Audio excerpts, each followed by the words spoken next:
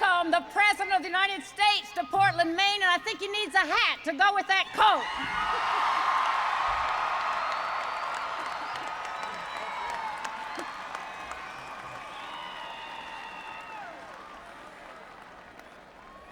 This is the most overwhelming thing most of us have ever seen, to be right here with the extraordinary President of the United States, Bill Clinton.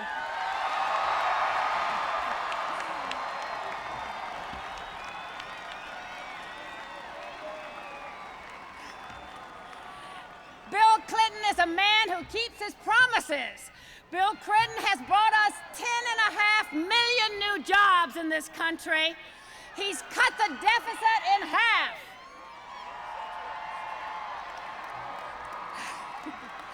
We have safer communities and stronger families.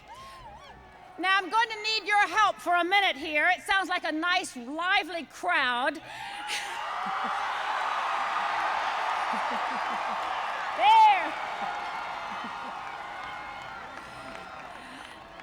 Not only has Bill Clinton done all these things for the country, but he's done a lot of special things for Maine. And I want to ask you about each of these facts if you think we're going in the right direction. And if you think so, I want to hear a yes. All right. Unemployment is down in Maine from 7% to 5.5%. Is that the right direction? Yes. 33,000 new private sector jobs in Maine. Is that the right direction? Yes. $15,000 of reduced federal debt to every family out there with 4 members in it. Is that the right direction? Yes. Over 60,000 Maine families got a tax cut with the Earned Income Tax Credit. Is that the right direction? 110 new police officers in Maine to keep our streets safe and our women and children safe. Is that the right direction? Yes. And finally, in Maine, 168,000 men and women protected by the Family and Medical Leave Act. Is that the right direction? Right. Now, my sons will tell you I'm not very good with baseball things, but I can see one thing, which is very obvious. We're getting ready to have a grand slam here with the President of the United States knocking both Joe Brennan, Tom Allen, and Baldacci into Congress.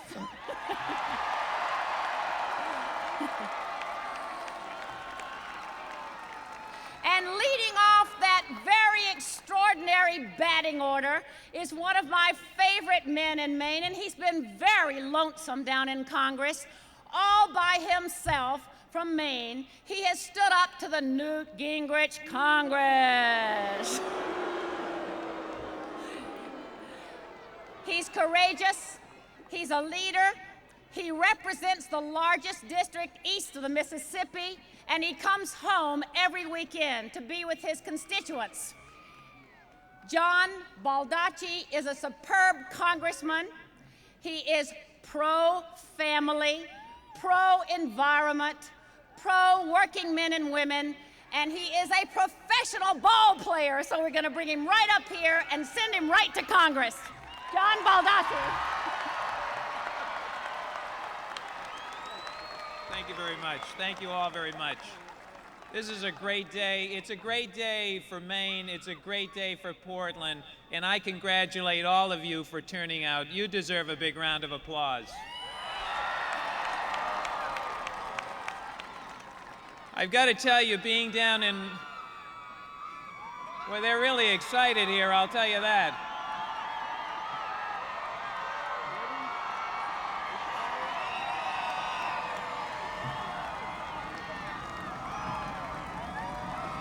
I think we can feel the electricity. I think we can feel the energy moving.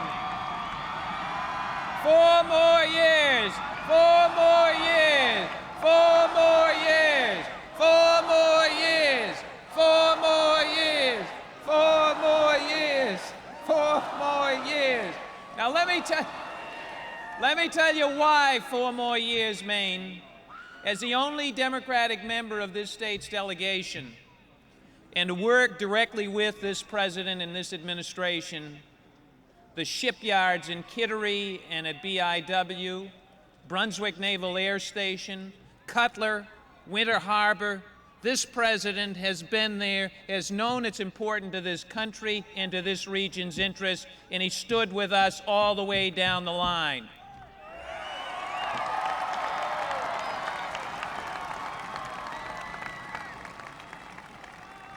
This administration has stood with the farmers in Aroostook County. It stood with the fishermen. That's right. It stood with the fishermen, the foresters, and the farmers all over Maine. It has stood with working men and women. And most importantly, it's maintained and honored the commitment to our seniors, to the 205,000 seniors in Maine that are on Medicare. This administration wouldn't buckle under and stood firm and stood up for those seniors and their commitment.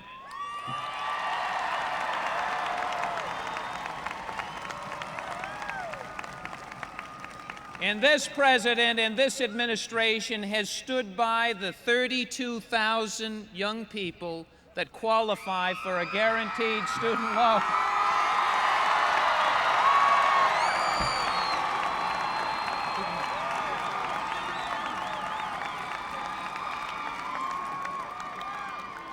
And it stood by the young people because the young people are the future of this country, and it wanted to maintain the investment in the future of this country.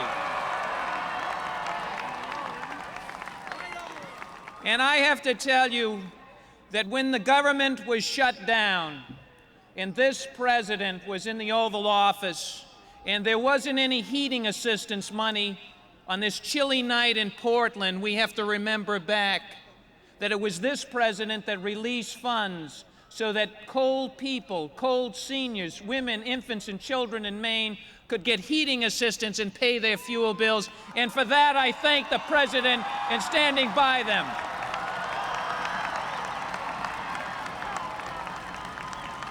And Mr. President, you've stood by Maine, and Maine is going to stand by you and Vice President Gore and elect you in 1996. Thank you very much. Thank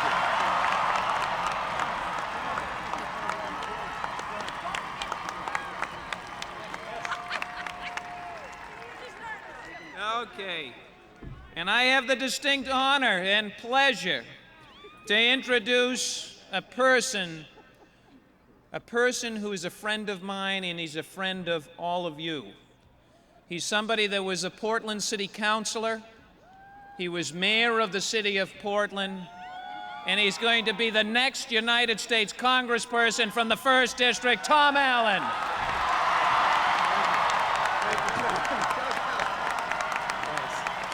Thank you. Thank you.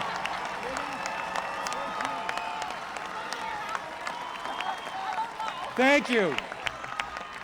This is a great night, isn't it? I want to make sure that we don't forget Victoria Murphy. She's the state Democratic Party chair. She's doing a great job in this campaign. Say hello to Victoria Murphy.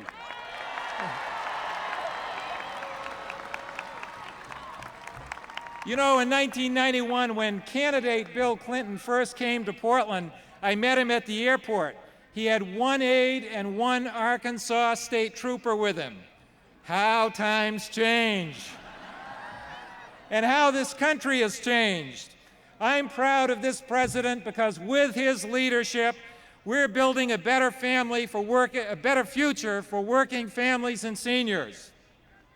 And I'm proud to have President Bill Clinton here in the home of the Portland Sea Dogs.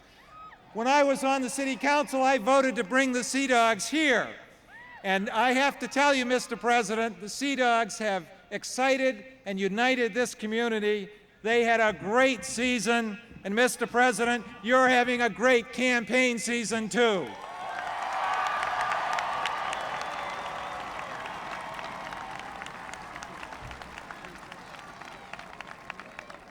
You know, when Newt Gingrich and the House Republicans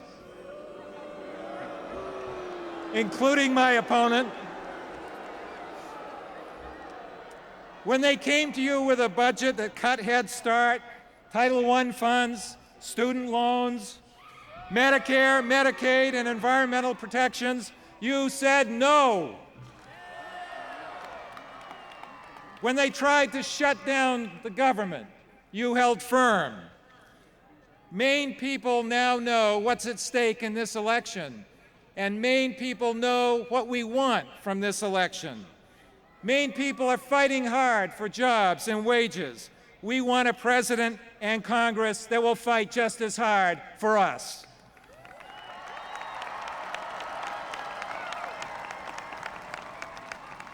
Maine people want to be educated for the 21st century.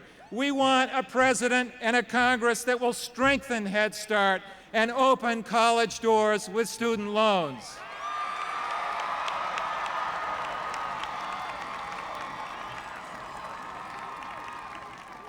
Maine people want a government that lives within its means. We want a president and a Congress that will not balance the budget by passing the buck to state and local taxpayers. And Maine people believe that good jobs and a clean environment go together. We want a president and a Congress that will continue the work that Ed Muskie and George Mitchell began.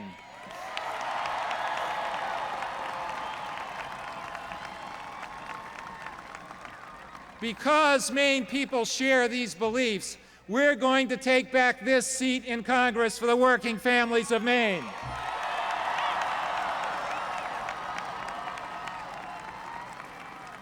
And because Maine people know you share these beliefs, Mr. President, we're going to elect you and Al Gore on November 5th.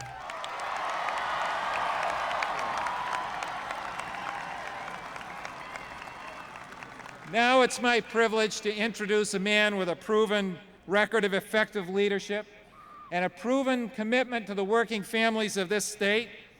He's been tried and tested. You know where he stands.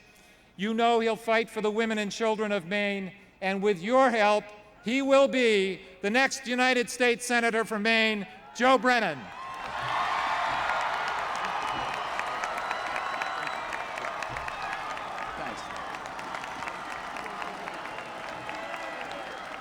Thank you, thank you.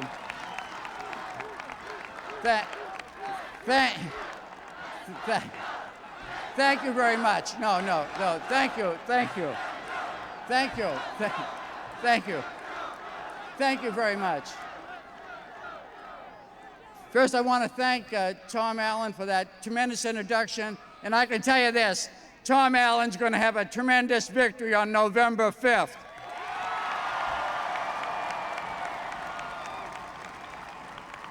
What a crowd, what a spirit, what momentum. This party's going to win from the courthouse right up to the White House in a big way.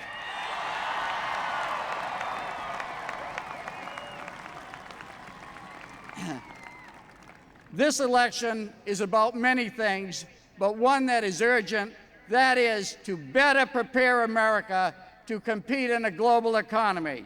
And we can do this by being the best trained and best educated workforce in the world. We must make it easier for more Americans to get a higher education.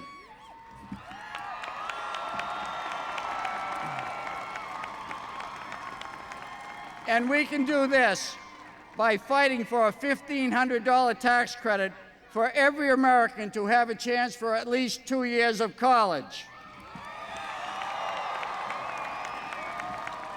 And we can do this by supporting a $10,000 tuition tax deduction so that families have help getting their kids to college.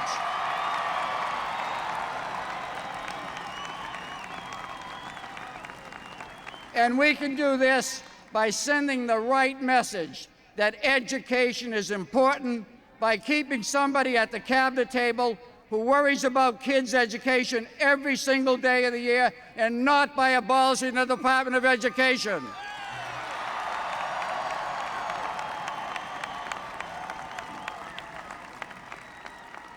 The fight for education is especially important here in Maine, where according to a Maine Sunday Telegram survey, we're 49th in our kids going on to college. We can do a lot better, and we will.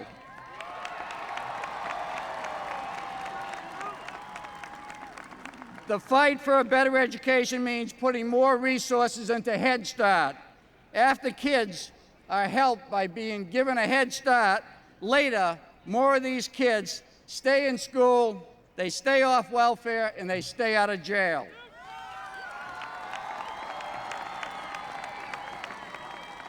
We cannot and we will not turn the clock back as many in the other party want to.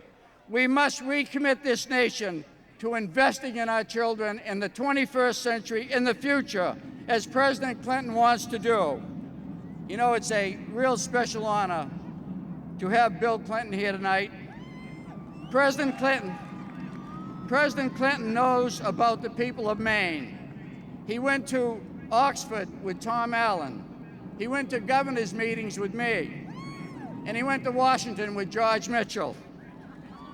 Most of all, Bill Clinton comes from a small state in the corner of the country where jobs are the issue, where education is the challenge, where the environment is a major resource, but where the people kind of speak with a little funny accent.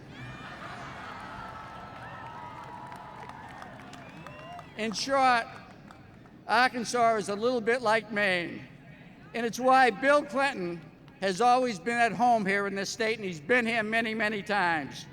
4 years ago, Bill Clinton came to Maine, and he said that when he would be elected, he would get this country moving again. Well, tonight, he's back. Bill Clinton has kept his promise. Tonight, we have over 10 million new jobs in this country. We have a lower deficit, we have lower crime, we have new exports, and we have higher incomes.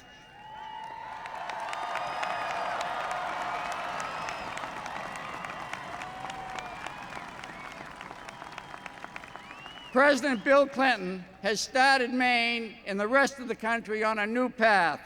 Now we need to give Bill Clinton 4 more years. 4 more years. 4 more years. 4 more years. And yes, we have to give Bill Clinton more friends in the United States Senate and in the House of Representatives.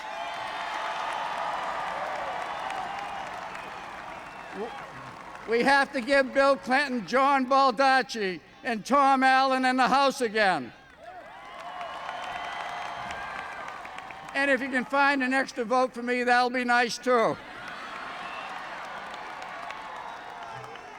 Now it is my great honor to give a real warm Maine welcome on this warm October night to the President of the United States, Bill Clinton.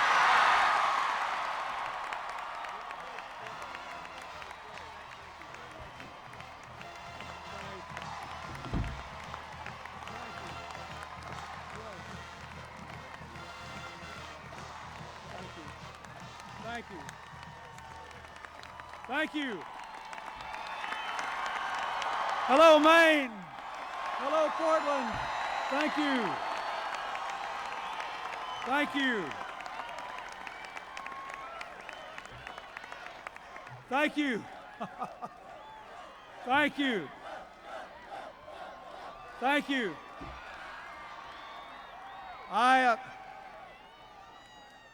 I went to Stamford, Connecticut, where 2,500 business executives, some of whom had never supported a Democrat before, announced their support for the Clinton-Gore ticket and the direction we're going.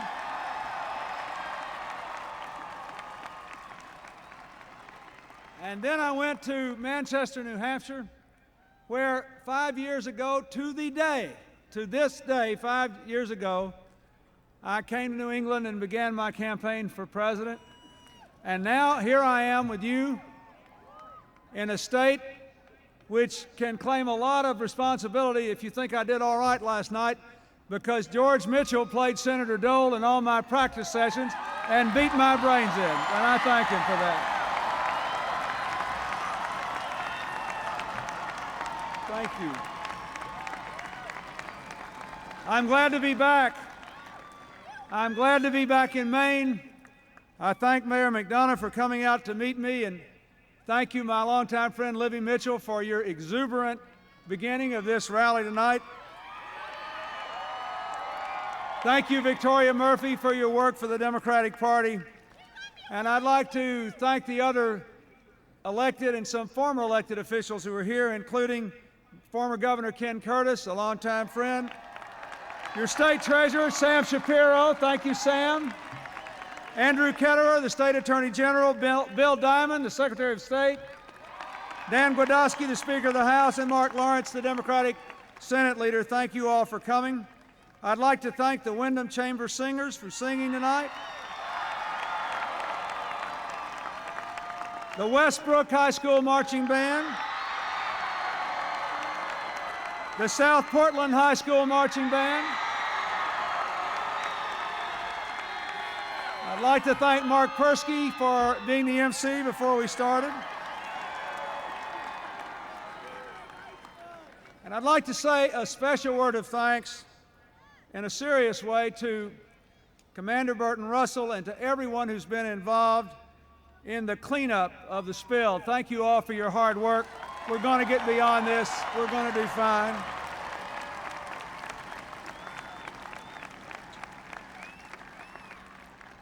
I'd also like to thank Governor Brennan for giving me some good Maine lobsters. They'll be on Air Force One going back to Washington tonight when I leave. Ladies and gentlemen, this is a good week for my family. Hillary was here about a week ago, and she told me she had such a good time, I thought I'd come back and see for myself. And I must say, I never dreamed that this whole place would be full. I'm gratified by your presence, and I know you're here because you care about your country and you want to help us build that bridge to the 21st century.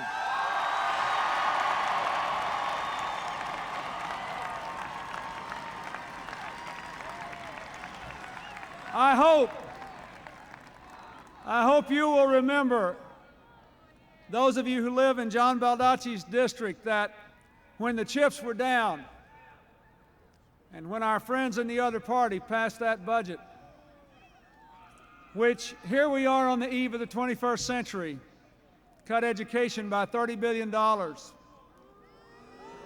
cut the student loan program, cut Head Start, cut environmental protection by 1/3, cut funds for cleaning up toxic dumps by 1/3, ended the guarantee of Medicaid for medical care for seniors in nursing home and poor children and families with disabilities. And of course, in spite of what they say, did cut Medicare, $270 billion. And then they shut the government down to try to make me sign the bill. I vetoed it, but John Baldacci upheld the veto. He made it possible for this country to start going in the right direction.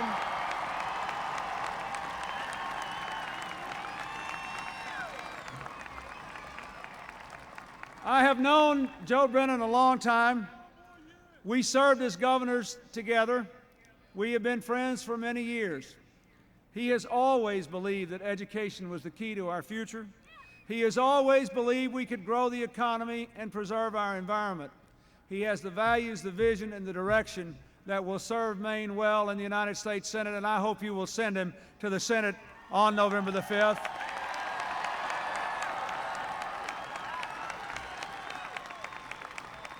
And finally, let me say, on a purely personal note, I first met Tom Allen in 1968.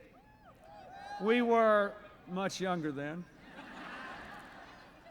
He doesn't have any gray hair, and I'm fairly bitter about that. But if you send him to Congress, it'll take care of it and equalize things. From the first day I met Tom Allen, he talked about Maine. He had Maine in his bones, Maine in his blood, Maine in his dreams. He spent his life here serving you. I hope you'll let him serve you in Washington, because he will represent your interests and never forget his roots and advance your cause.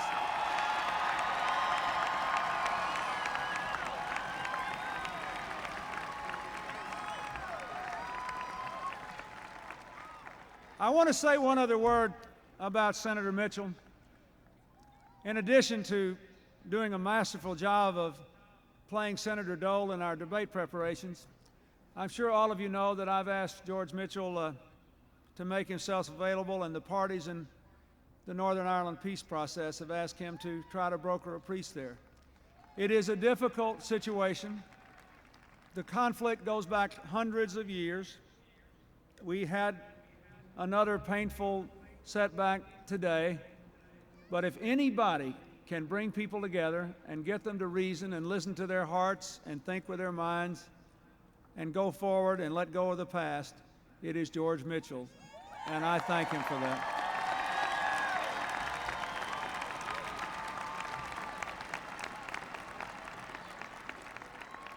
I'd also like to say I'm grateful for all the people in Maine who are doing better and who have new jobs, but I want to thank all the folks here on the platform and George Mitchell for talking to me about the interest and the welfare and the future of the workers at the Hathaway Shirt Company. I thank him for doing that, and I'm for you, fellas. We'll do what we can to help. Thank you for being here. Ladies and gentlemen, last night we heard two very different visions of our future.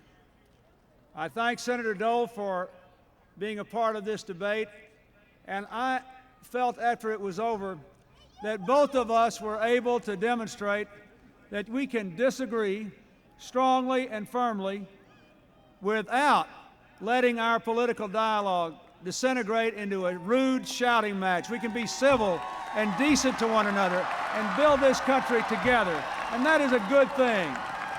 That is a good thing.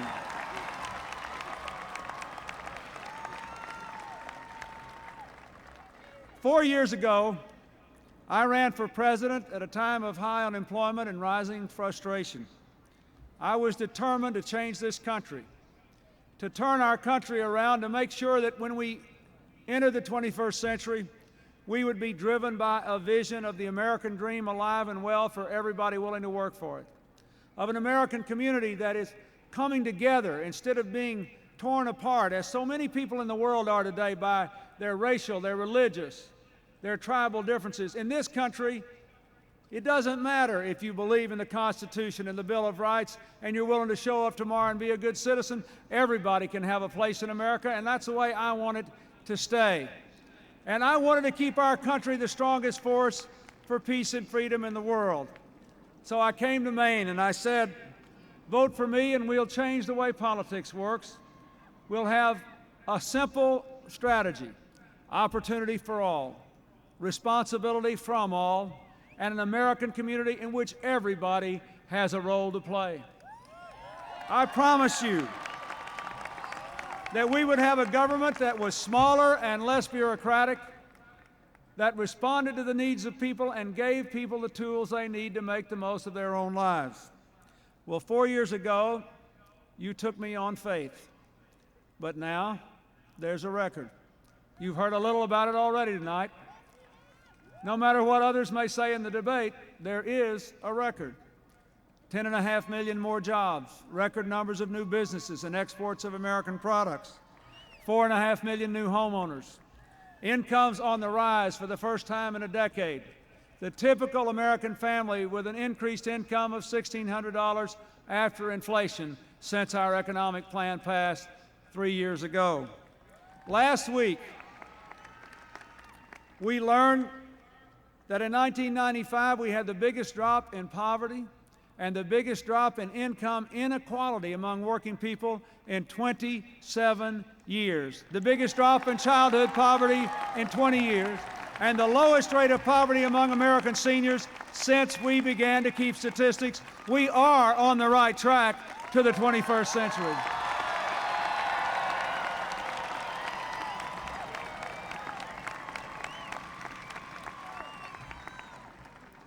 And here at home, we are beginning to come together around our basic values. For 4 years in a row, the crime rate has dropped. The welfare rolls are down by almost 2 million.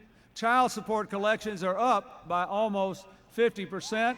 And for the first time in 20 years, in 20 long years, the number of out-of-wedlock births is going down. This country is on the right track. We are moving back to our roots and forward into our future in the best way, together. The question before the American people now is, what path will we take to the 21st century? Will we stay on the path we're on, or will we take a U-turn to the policies of a failed past? Do we believe we have to build a bridge to the past, or are we going to build a bridge to the future? Do we believe that we're better off when we just give each other a good letting alone, or do we believe, as I do, that the First Lady's right? It does take a village to raise our children and build our country and move us forward. My fellow Americans, we are better off than we were 4 years ago, but the real question is, what are we going to do for the next 4 years to build that bridge to the 21st century? We have to keep going. We cut the deficit by 60%. It's the first time the deficit's gone down in each of the 4 years of a president's term since before World War II, in fact, before the Civil War. But we have to finish the job. We ought to balance the budget and do it in a way that protects education, the environment, Medicare, Medicaid, and research. We can do that, and we can give targeted tax cuts to families for education and child rearing and buying that first home and still balance the budget. Will you help me build that bridge to the 21st century?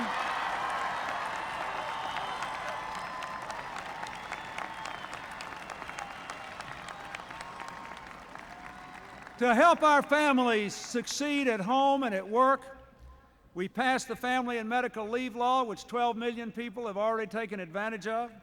We raised the minimum wage for 10 million hardworking workers. We passed the Cassavant-Kennedy Health Reform Bill, which says to 25 million Americans, you can't lose your health insurance anymore just because you change jobs or because someone in your family has been sick.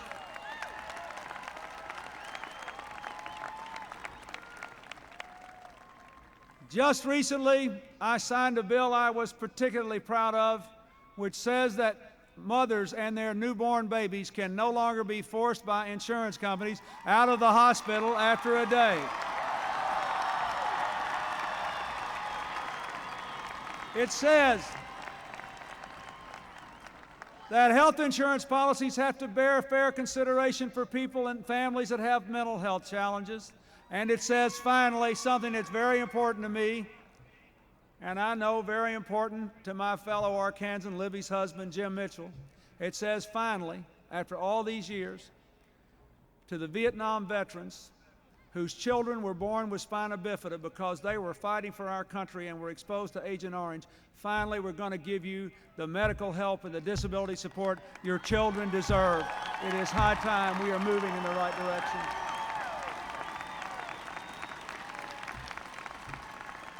So we made a good beginning, but we have to do more.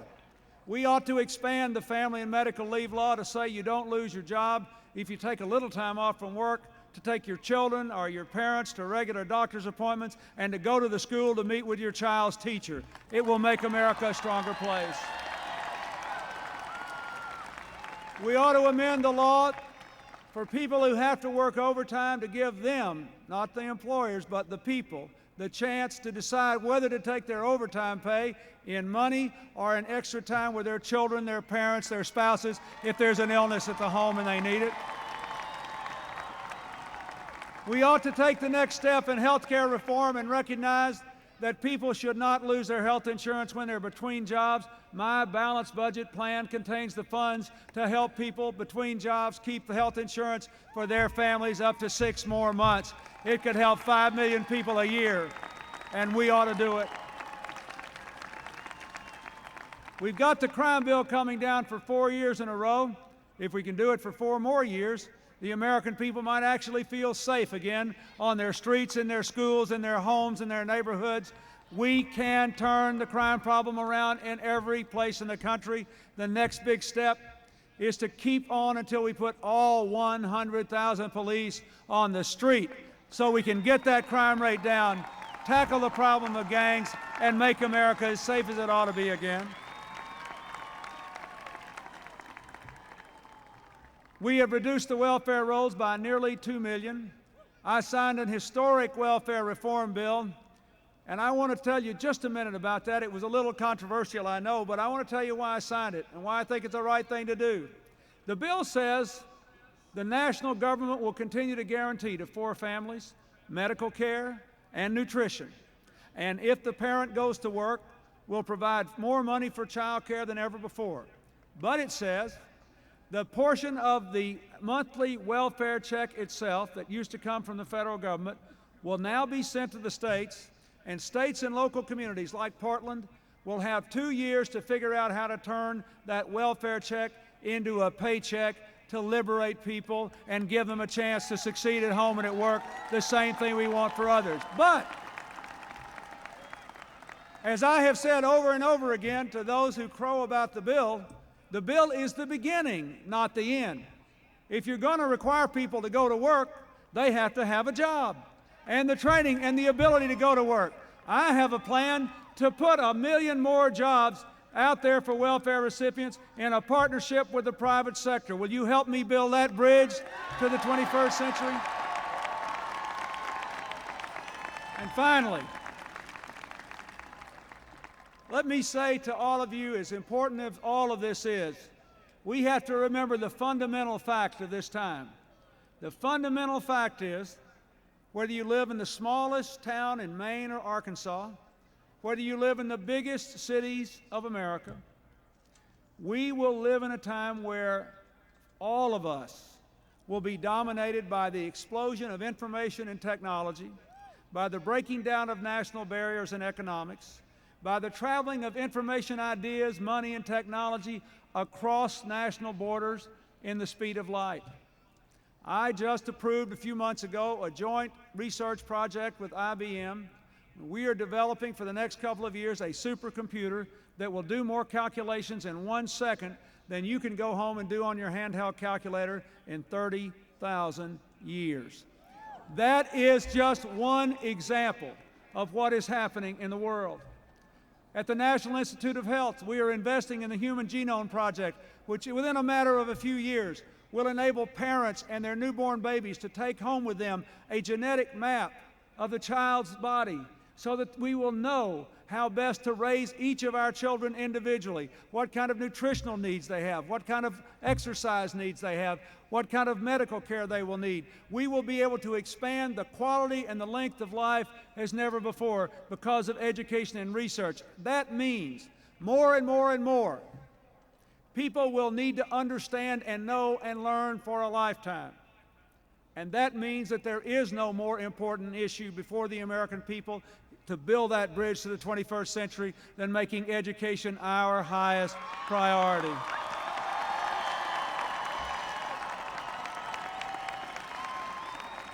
So I want to ask you this.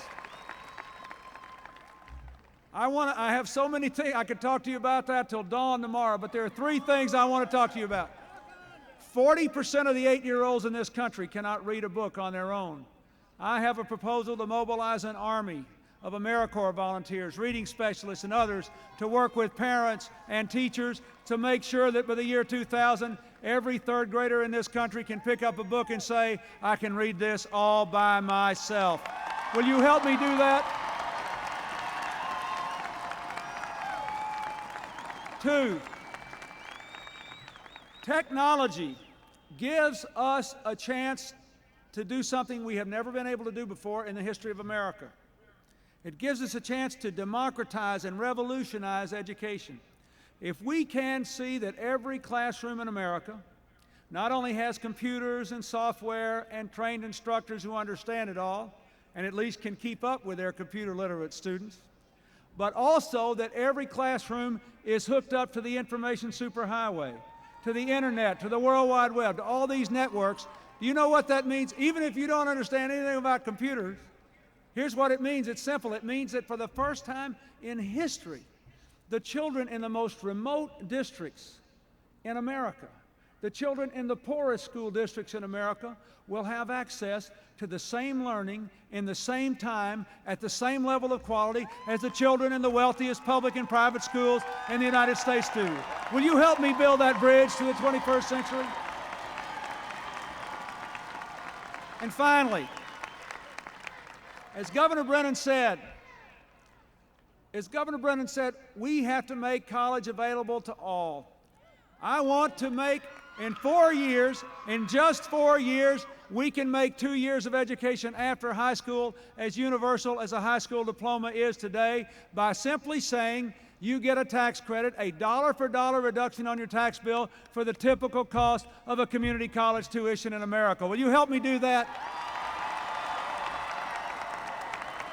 The second thing we ought to do, the second thing I propose to do is to make it easier for even more families to save money in an IRA, but then to withdraw from that retirement account without a penalty if the money is used to buy a first home, to deal with a medical emergency, or to pay for a college education. Will you help me do that? And finally, it seems to me that this country would be much stronger if everybody got to deduct up to $10,000 a year for the cost of any college tuition, any cost of education after high school, and it's paid for in our balanced budget plan. Will you help me build that bridge to the 21st century?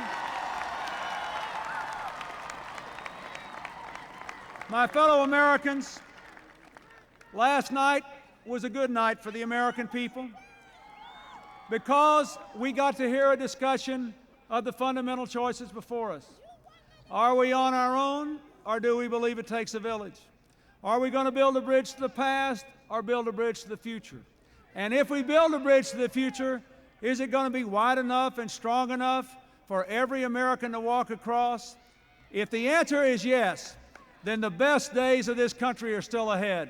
That is my commitment to you. I hope you'll help me build that bridge for 29 more days. Thank you, and God bless you.